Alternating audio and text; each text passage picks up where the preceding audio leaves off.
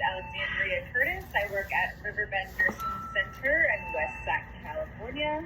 And how long have you been working there? I've been working here almost 2 years. Almost 2 years. And was that like something you knew you were going to get into, like from when you started as an RT, or something just happened to? Which part?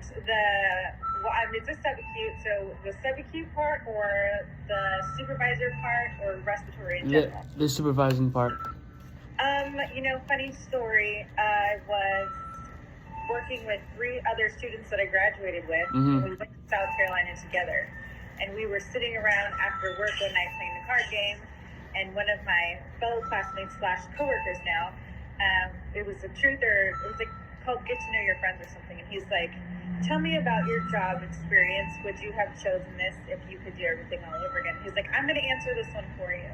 And so he said right away, he's like, I don't see you doing floor care for very long. And I was like, what do you mean? Like, I can't handle it? Or he's like, you're going to be like the manager or something real soon. And I was like, what's that mean? Like, I'm trying to, like, is that a compliment? I can't tell. And he's like, no, I can just tell the way you are. You're probably you're gonna take the respiratory department in a different direction.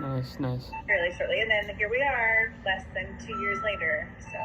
And do you think that's because you really like to deal with statistics and stuff like that? Like, does your job involve a lot of statistics and keeping track of things?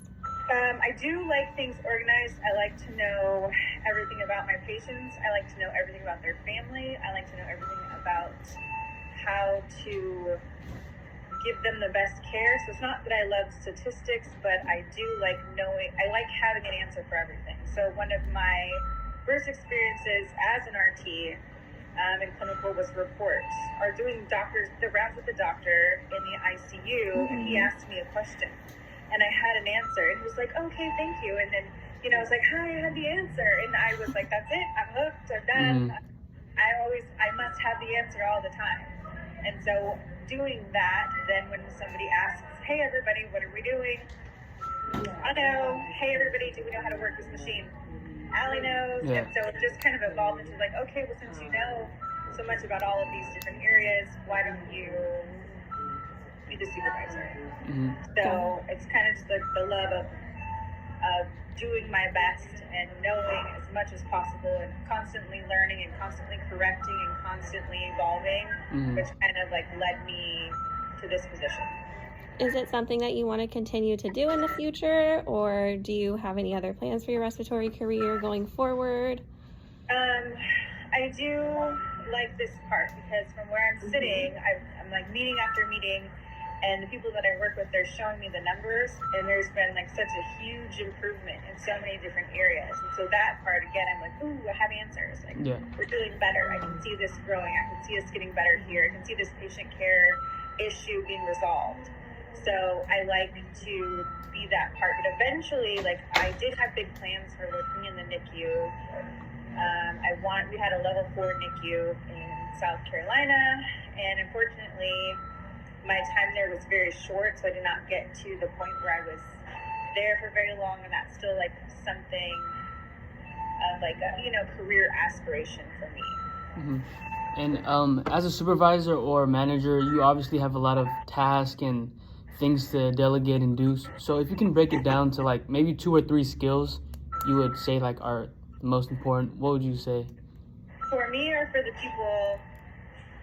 In being a manager. In your role as a manager, yeah. Ooh, I think the very first one, and I was having this conversation with another manager yesterday, is never taking anything personal. There's literally no room in the medical field to get your feelings hurt. It's not about me. It's not about my coworkers. It's not about the people under me or above me. It's about the patient. So whatever has to happen, if I need to relearn something, if I need to do something over, if I need to trash 5 hours worth of work and start again because it's not right, then I can't, it's no one else's fault.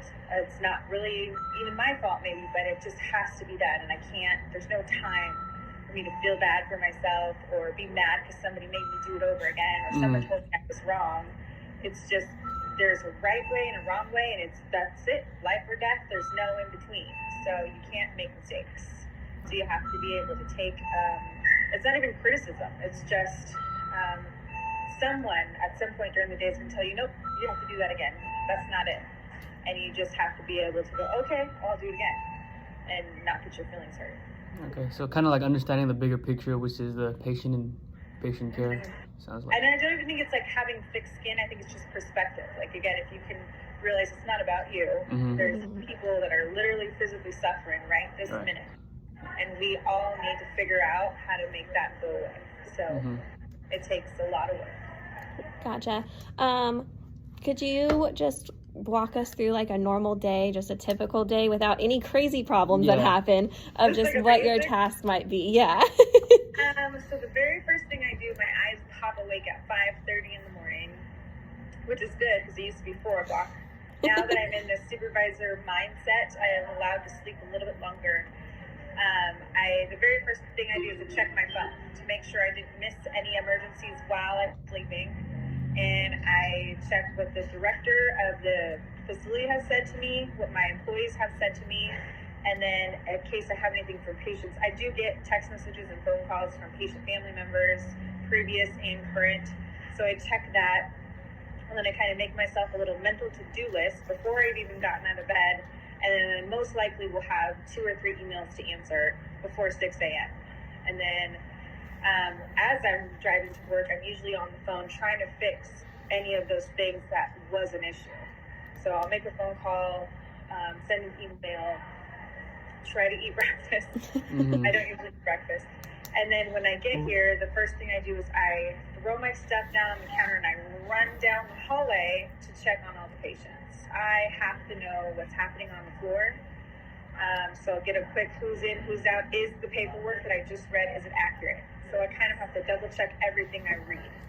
And then I go to my very first meeting is usually at 8:45 in the morning. It's with the rest of the administration staff. So I quickly get an update from every other department in the building.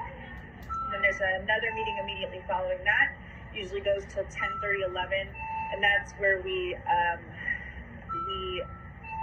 let the rest of the crew know if we have anything we need. Hey, I have 3 patients coming today. I only have 2 vents. I need help from admissions. Is there any way we can hold off this new admit until I can get my equipment? No, we can't, so you better figure out what you need to do. And then the other departments will go. It takes a while. And then after that is something called IDT. And that's where we all go into the charting system and we double, triple check everybody's work. So I have to look at every single piece of charting that was done in the last 24 hours. I have to correct it. I have to contact who wrote it to make sure they're aware if there was a mistake. And then after that, come back to my desk. And there's, I have things that are due every day of the week. Today was my order.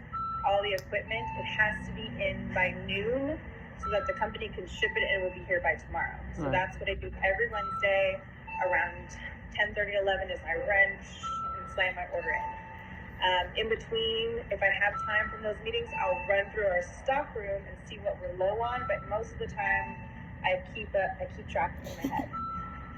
So after that, we had an admission today, which is abnormal, but there's one almost every other day. Somebody's coming in or out.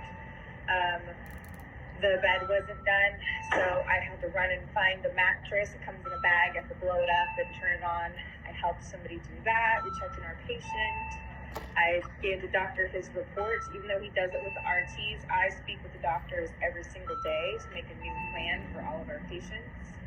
And then after that, I have care conference meetings. I run to social services and we talk to scheduled few families about what's happening with their person, what would they like to be done, do they have any questions or concerns, and then we talk to the insurance. So I just got off the phone with Kaiser just a few minutes ago, and then it's like, what is that? That's 1 o'clock. So I'm not going to consider that. Kind of goes like that all the way until, if I don't leave, I'll do that all day. So you just always have something going on. Yeah. You know, I say I'm leaving at 3:30 just so I can get out of here by 8.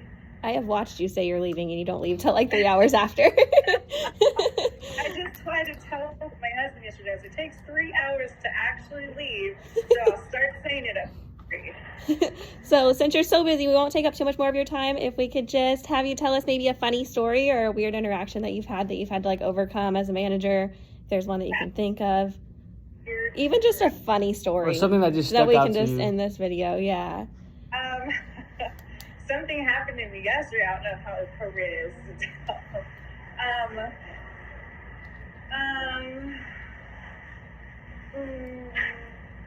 Okay, well, this is another one that just, we were discussing in the morning different things. We had an exposure incident, kind of something that happens, bloodborne pathogen patient,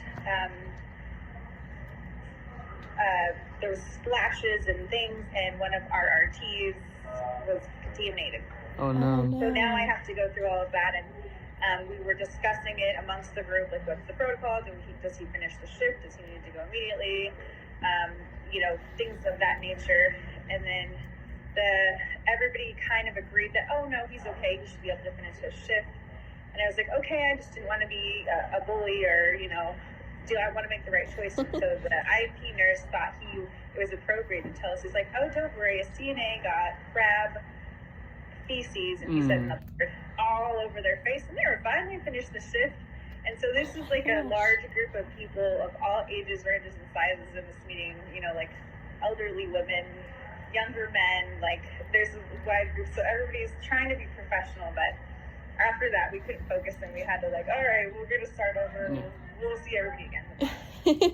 So I guess in comparison, I'll go tell him he shouldn't feel bad because somebody else had, super highly contagious crap in their face, and so they should be okay. Oh my gosh.